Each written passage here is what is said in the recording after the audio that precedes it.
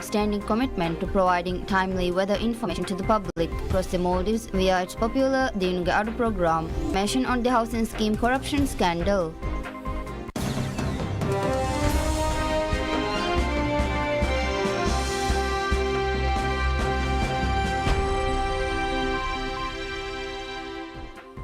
Bismillahirrahmanirrahim. Assalamu alaikum. Hello and welcome to PSN News in English with me, Mahmoud.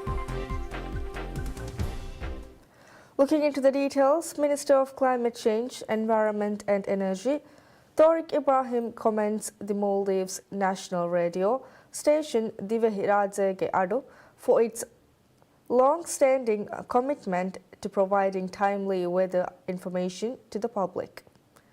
The minister made these remarks while speaking on a special program aired on the occasion of the station's 62nd anniversary. Speaking on the program, Minister Tariq said that Divihiradze Adu and the ministry shared a long-standing relationship. He added that even before his appointment to the cabinet, he was always aware of the collaborative work between Divihiradze Adu and the Maldives Meteorological Service to bring the latest weather information to the public.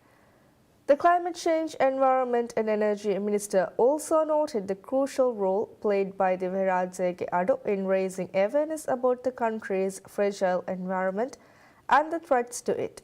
He highlighted the radio's important role in educating the public on the effects of removing sand, gravel and rocks from the beaches, as well as the vulnerability of the surrounding environment and garbage issues. The minister emphasized that extra effort should be made collectively by all to address the garbage issue facing the Maldives. He called on citizens to acknowledge their role in tackling the Maldives' garbage problem. Recounting nostalgic memories of Divihiradze Adu, the minister recalled the request programs aired by the radio and fond memories of waiting in anticipation for the children's program Ebole Ebole and the Ramadan special Rod Kurukurung program during his childhood. The National Radio Service launched on 29th December and has now been in operation for 62 years. The radio service has played an essential role in educating and entertaining the people. The anniversary celebrations featured special coverage with participation from government officials and former employees. Minister of Islamic Affairs Dr. Muhammad Shahim Ali Saeed acknowledges the national radio station Divihiradze Adu's important role in disseminating religious knowledge across the Maldives via its popular Dinuge Adu program. The minister made the statement during a special program aired to mark Divihiradze Adu's 62nd anniversary.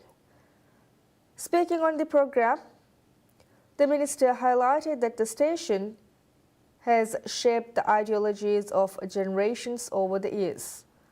He noted that as the station celebrates its 62nd anniversary, several collaborative efforts have taken place between the radio station, the ministry and religious scholars to bring informative and impactful programs on various religious issues.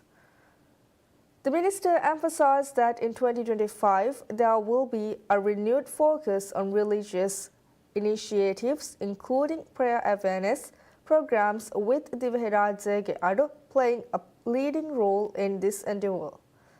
Stressing the need to expand religious awareness efforts, the minister said that new programs aimed at engaging the youth should be developed. He also mentioned that with the holy month of Ramadan fast approach is expected to increase significantly during this period. Sharing fond childhood memories linked to the radio station, Minister Shahim recalled learning to recite the Holy Quran by following along with Quran recitations broadcast by Radze Adu. He also acknowledged the radio station's role in raising awareness on various issues, noting that its broadcasts have enlightened many across the Maldives.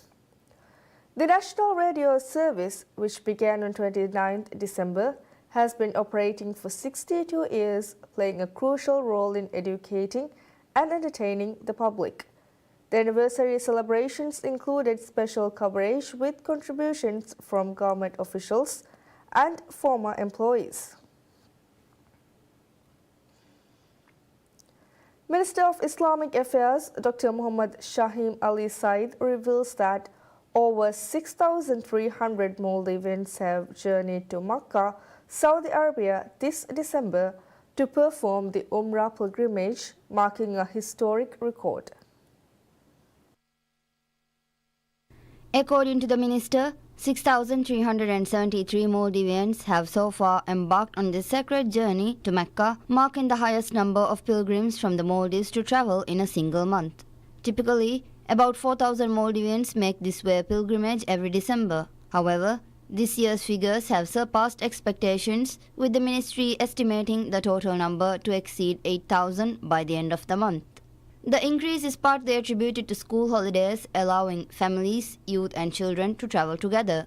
Most of these pilgrims have arranged their trips through private Umrah tour operators. This year, the ministry issued licenses to 50 private entities to manage Umrah tours. While a large percentage of Maldivians rely on these operators, some choose to travel independently. Minister Shahim confirmed that all Maldivian pilgrims currently in Makkah are in excellent health. He highlighted the ministry's commitment to ensuring high-quality services for the pilgrims and warned that strict penalties would be imposed on any Umrah travel companies found violating the set rules and regulations. In response to the record numbers, the ministry has also initiated measures to identify and reward the best-performing Umrah tour operators. The Ministry of Social and Family Development reports a significant decrease in the number of individuals requiring state-supported care, attributing this change to the implementation of 2 social security programs aimed at enhancing support for vulnerable populations. In an interview with PSM News, officials of the ministry highlighted the success of the Ijtimai Badahi Madadwering Ibama program and the Halukihine program. These initiatives have played a crucial role in bolstering social security and providing comprehensive assistance to those in need. The Ibama program focuses on improving the quality of life for vulnerable populations through a multifaceted approach. Government officials identify households in need via meticulous monitoring and collaboration with relevant administrative bodies. Following identification, Ibama groups visit these households to assess their requirements and devise strategic interventions.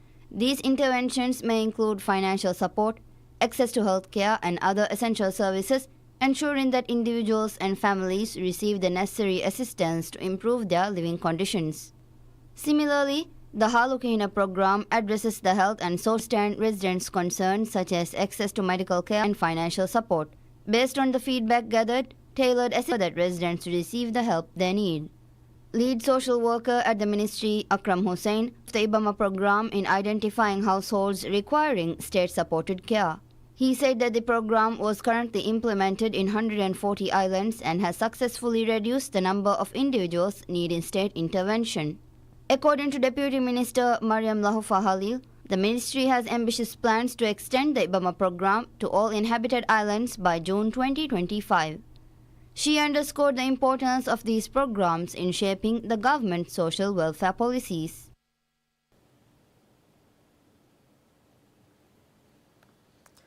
The Maldives Police Service MPS reveals that 16 submissions have been received thus far through the dedicated portal set up to collect information on the Bimberia and Kedarveria scheme corruption scandal. Earlier this month, the Housing Development Corporation HDC faced intense scrutiny after it was revealed that land plots under the Bimberia scheme were allocated to individuals who were not eligible. In response to the allegations, the entire HDC board, except for its chairman, was suspended, along with the corporation's then managing director Ibrahim Fazal Rashid. Fazal has since resigned and been replaced, and the board has been reinstated. Several HDC employees have been terminated, and the passports of 4 former officials from the Ministry of Housing and Infrastructure, including former State Minister Akram Kamaldeen, have been withheld as part of the Anti-Corruption Commission ACC's investigation. The Anti-Corruption Commission has confirmed that the case has reached the duty prosecution stage. On December 21st, the Maldives Police Service MPS launched a designated portal to collect information on the case, allowing individuals to submit information anonymously. So far, 16 submissions have been received, 4 of which included supporting documents. The portal remains open for further submissions, and individuals can access it by visiting evidence.police.gov.mv. There is also an option to submit information anonymously or provide a contact number for follow-up. MPS assures that all information submitted through the portal will remain confidential and encourages anyone with relevant information to share it with the authorities.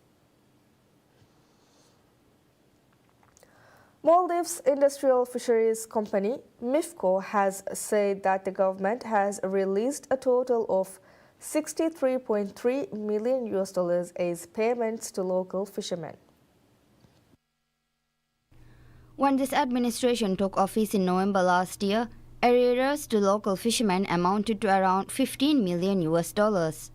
Despite some initial setbacks, this administration has gradually settled the arrears. On this year's Fishermen's Day, celebrated on 10th December, President Dr. Mohamed Muizzu announced that his administration has now made arrangements to settle payments to fishermen within 48 hours. True to the President's pledge, MIFCO is now depositing payments to fishermen well within 48 hours. MIFCO said between 17 November 2023 to 28 December 2024, the company has purchased 55,925 metric tons of fish from local markets. It said that payments released to fishermen during the period is around $63.6 million. MIFCO highlighted the assistance and cooperation from the Ministry of Fisheries and Ocean Resources along with the Bank of Maldives BML in the efforts to deposit payments to fishermen within 48 hours of purchases. This administration, since taking over, has initiated significant efforts to enhance and diversify the country's fisheries industry. The government has pledged to alleviate the issue faced by local fishermen within the next 2 years.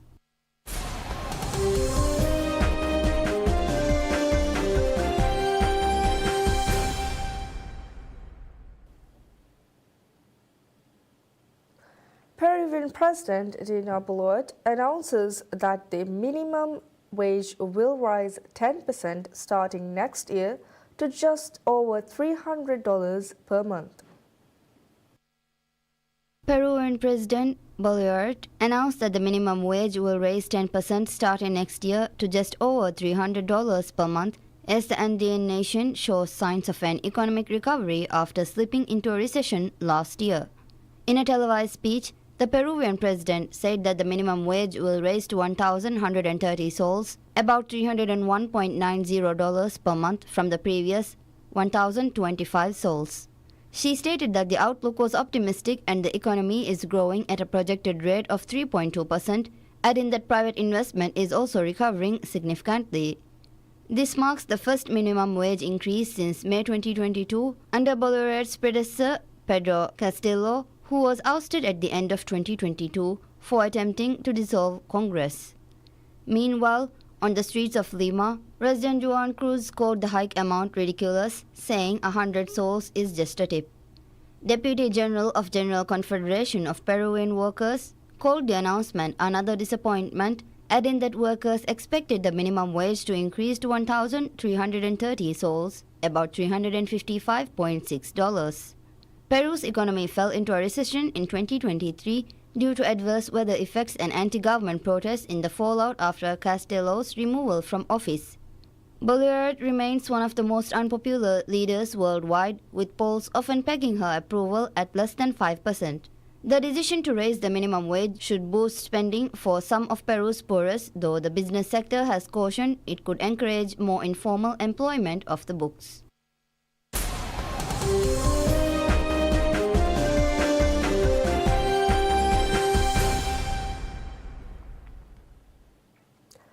Jimmy Carter, the earnest Georgia peanut farmer who was U.S. president, struggled with a bad economy and the Iran hostage crisis but brokered peace between Israel and Egypt and later received the Nobel Peace Prize for his humanitarian work, died at his home in Plains, Georgia on Sunday. In a statement, the White House said that U.S. President Joe Biden directed that January 9th will be a national day of mourning throughout the United States for Carter. President Joe Biden remembered former U.S. President Jimmy Carter as a statesman, a humanitarian, and a dear friend after the former president who died at age 100. This is a sad day, but it brings back an incredible amount of good memories. Today, America and the world, in my view, lost a remarkable leader. He was a statesman and humanitarian. And Jill and I lost a dear friend. Carter, a Democrat, became president in January 1977 after defeating incumbent Republican President Gerald Ford in the 1976 election. His one-term presidency was marked by the height of the 1978 Camp David Accords between Israel and Egypt, bringing some stability to the Middle East. But it was also dogged by an economic recession, persistent unpopularity, and the Iran hostage crisis that consumed his final 444 days in office. Carter ran for re-election in 1980 but was swept from office in a landslide as voters embraced Republican challenger Ronald Reagan, the former actor and California governor. Carter lived longer than any U.S. president and after leaving the White House earned a reputation as a committed humanitarian. He was widely seen as a better former president than he was a president, a status he readily acknowledged.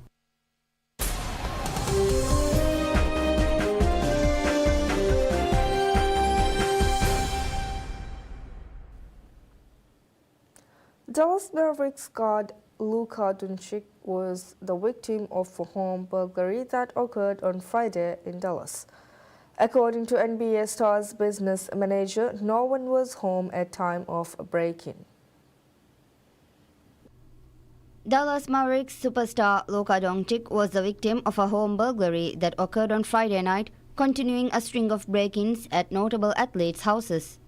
The Dallas Morning News reported that about $30,000 worth of jewelry was taken. Doncic's business manager Laura Betziger told ESPN and the Stain Line that no one was home at the night, noting that a police report had been filed and that investigation is currently ongoing.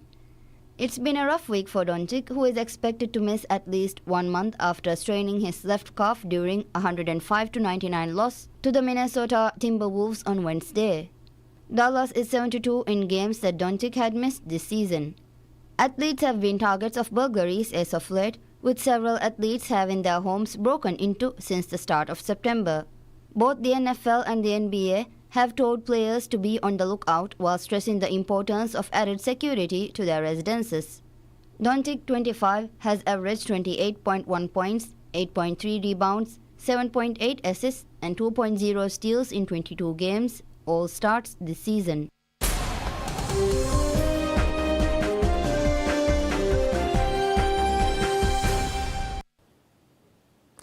Wood shavings littered the floor of Sahi's cramped workshop in Afghan city of Herat as another rubab, the national musical instrument of his homeland, took shape under his deft hands. Sahi has crafted two rubabs a month for decades and he refuses to set down his tools even as a Taliban crackdown strangles music in Afghanistan.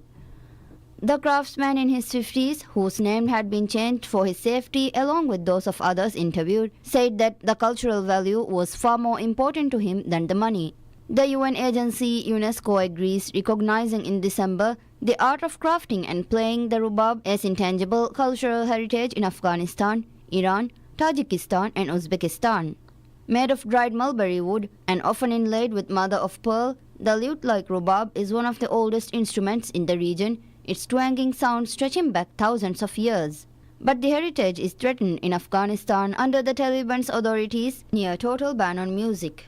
Since coming to power in 2021, Taliban authorities have banned music in public, from performances to playing tracks in restaurants, in cars or in radio and TV broadcasts. They have shuttered music schools and smashed or burned musical instruments and sound systems.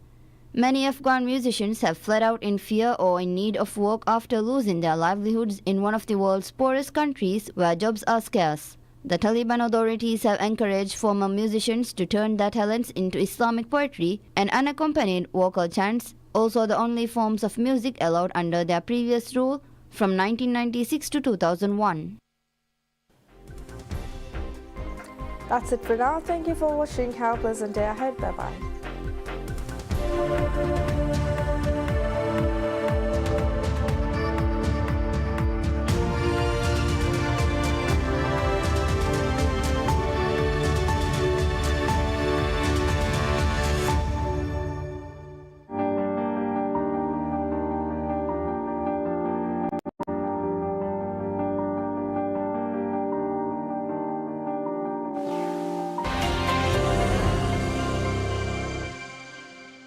मी जमानतके वंदन हल्लु नुवै ಗೆತರುಗೆ ಮಸ್ಸದೆಯ ತಾಬದ ಇರಾದು ಕವಿಯ ಹಲ್ಲು ಬಿಂದಾನ ಹಲ್ಲು ಕೊದ್ದೆ ಅಳ್ಗಣ್ಮೆಂಗೆ me ರಾಜ್ಯಗ ತರಗ್ಗಿಗೆ ಗಿನ ಮಶ್ರೂತಕ್ಕೆ ಕುರಿಯ